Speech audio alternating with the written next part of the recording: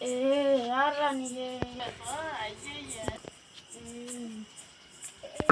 யாரா நீங்க? நான் தான்டா பரட்ட சாமியார். சாமியாது மாமியாது இது. இரு நான் உன்னை என்ன பண்றேன்னு பாரா.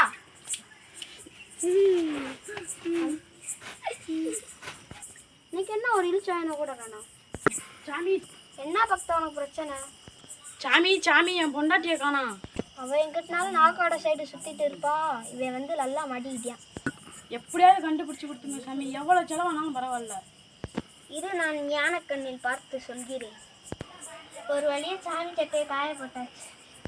சாமி எவ்வளவு நாள் தர? என் மனைவி எங்க இருக்கிறான்னு சொல்லுங்க.